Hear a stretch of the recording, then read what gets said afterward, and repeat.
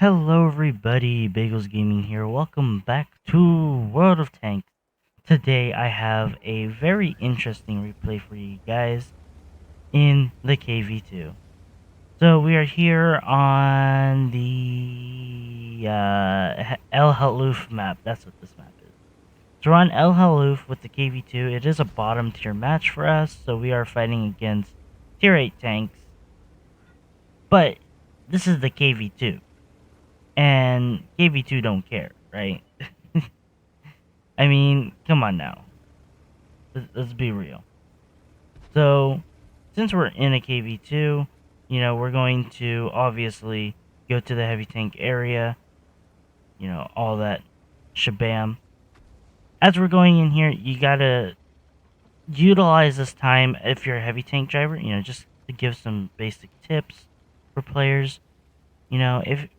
If you're driving into a position, there's really nothing you can do right now aside from, look at the mini map, see how the battle is developing, who's going where.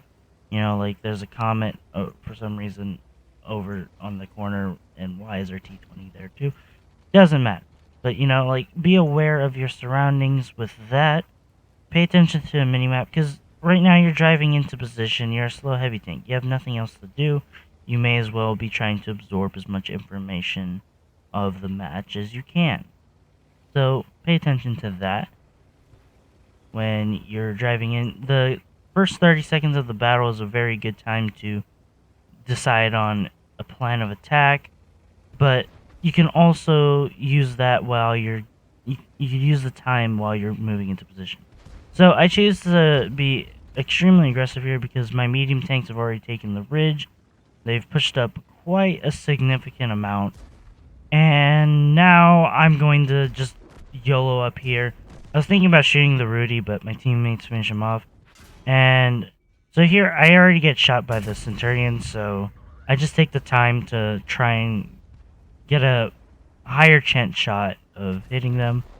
Because I've already taken the hit, so I may as well trade a shot with them, even though they ended up trading more against me, because I only roll for 214.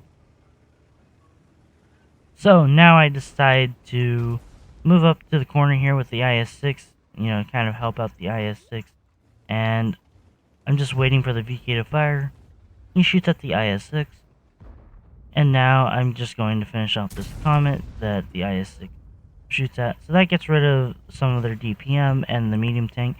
And all of a sudden, we look behind us, and our medium tanks have either died or fell back or both. And so now we're kind of getting flanked. Also, this is a really nice shot. Watch this. This is funny. Oh, can we only see like a few pixels? Oh, there we go. We just, 870 damage. We one-shot that comet. So right here, I'm backing up, and even though I kind of drove up on my teammate there, luckily you can't actually kill your teammates by driving on them anymore. Wargaming fixed that, because people were obviously team killing via that method, or trolling with that, so they changed it. So right now, I'm trying to get a shot on the Centurion, but I don't want to block or push the IS-6 out, and there we go. I finally get the chance. Put a shot into him, now he's going to be aggressive, and he died. So, I'm just being very, very cautious. I'm taking peeks on my left to make sure those heavies aren't pushing us, whilst I'm dealing with the more aggressive enemies on the right here. You really want to reduce your chances of getting completely crossfired or pincered. Also, you gotta finish off low tanks. That's a good idea. So we just blast the poor 62 health WZ. I'm not sure why he was there. But yeah, so you just gotta be very careful, and usually a good idea is to pick a side and just push it. But right now, in the heat of the moment, I'm just gonna sit here. I don't really want the OI to shoot me because I'm on 700. And I might get Derp. And right now, the battle's looking pretty good. It's in our favor, 8-5. So I tried pushing up a little bit to encourage the OI to move forward. I want to get a shot into his side. where I could pen him with HE, do like 900 damage, but unfortunately, he is definitely not going to be giving me his side for free. So I take an opportunistic shot here. I was like, oh, maybe I'll, pixel snipe the cupola on the T-34 or be able to splash him with the wall. And unfortunately I miss, and then my IS-6 falls. So the second my IS-6 dies, this is important. So I have no support over, why did I press shift? Over here because the heavy tank died. And the second this IS-6 dies here, the Tiger 1 and VK know that they reload way faster than me. Even though the VK does like 440 alpha, he reloads faster than me. So the second the IS-6 dies, I take the risk and I drive all the way into this dip here to put that hill in between me and the VK and Tiger 1. You can see it helps. I take a shot at them. I bounce because I'm moving back and forth and turning my turret, so he hits my turret at a very extreme angle. And because I rushed my shot, obviously I missed. So now I want to take out this OI.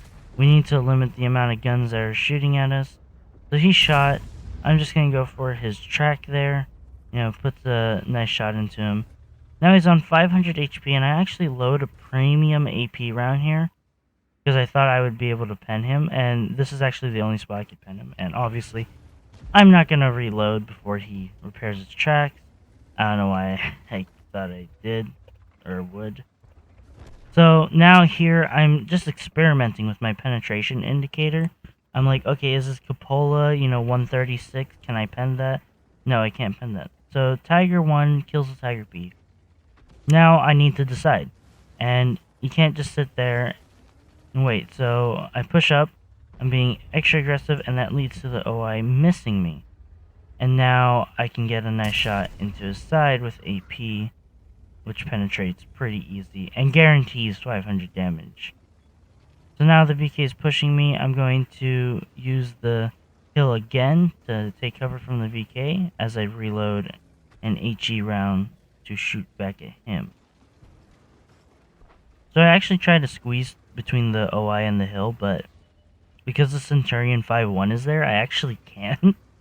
And the KV-2 apparently can't really move a Centurion 5-1, which I thought was pretty interesting.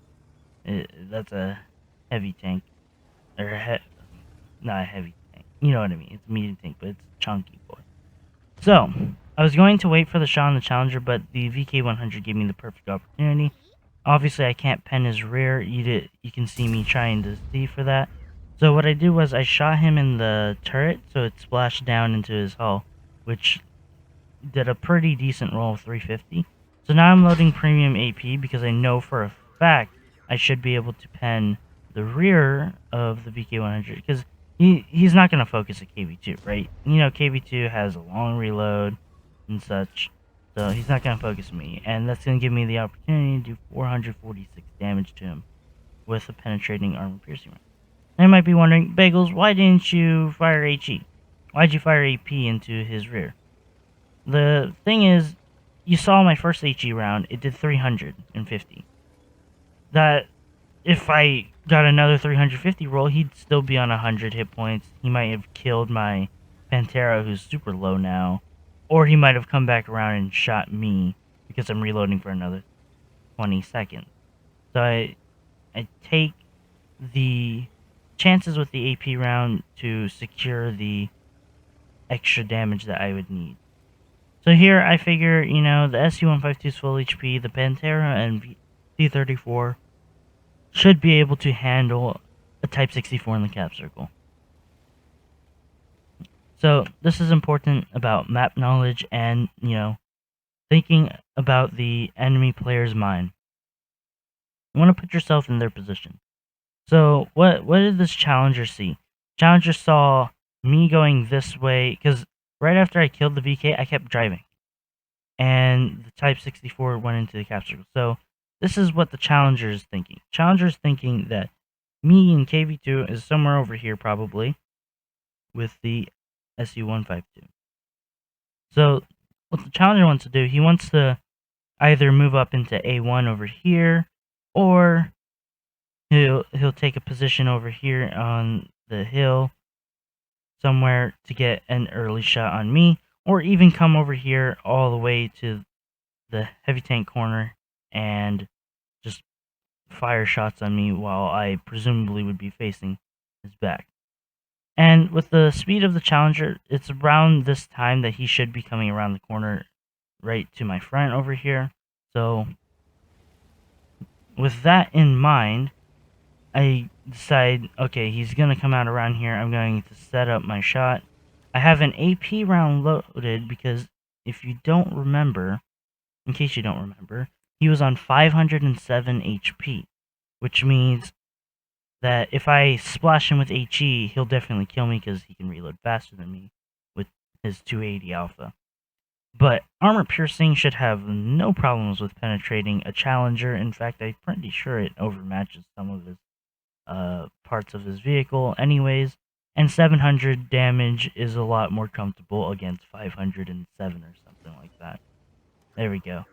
Pops up, I auto-aim it, and we trade shots. But, you know what?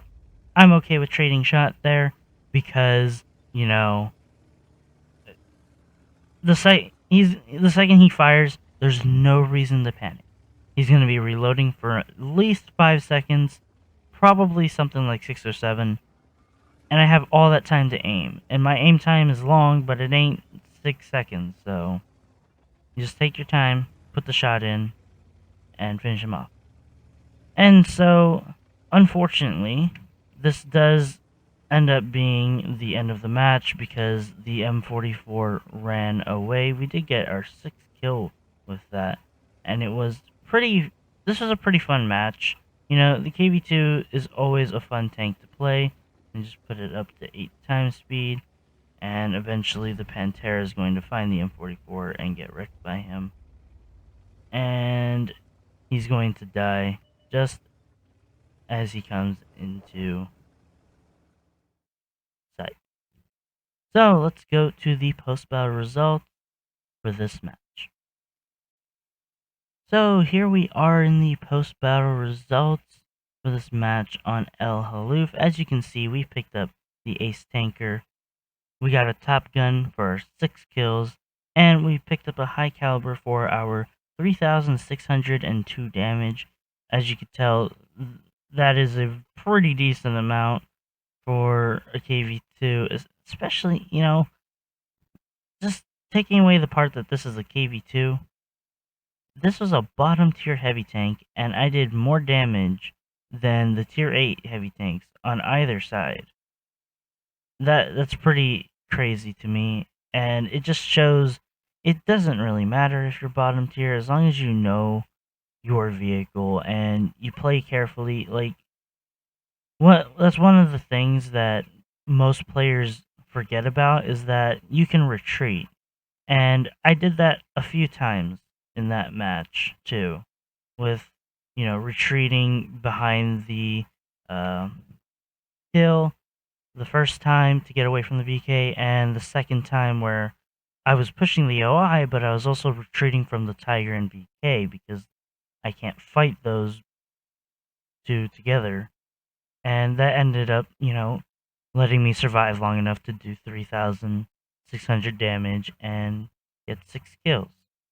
We also got 1,700 base XP, which is pretty nice too. For the KV-2, that's great crew training for me. And we ended up making, even though we fired 3 premium AP rounds, we ended up making a profit of 30,000 credits, which is pretty nice. It would have been 50,000 credits profit if we had a premium account or credit reserve boosters on. But, you know what, that's good. You know, 30k profit for having a fun match. I'll take it. So that's the end of this video. If you enjoyed the video, leave a comment or like, let me know. And if you want to see more, consider subscribing to my channel. I'd love to reach 500 subs soon in the future. Something like that. If you like the gameplay, then consider going to Twitch where, you know, I do it live. Since I've recently become a VTuber, I decided to experiment, with like having my VTuber character in the video. Let me know, would you prefer my VTuber character be in the commentary or not? Like, so when I'm in this mode, would you prefer if I have my VTuber character here, or would you rather I'm not in the scene here so then you can focus more on the gameplay? I'm curious about your guys' feedback, so let me know in the comments. Anyways, Bagels Gaming here. Peace out.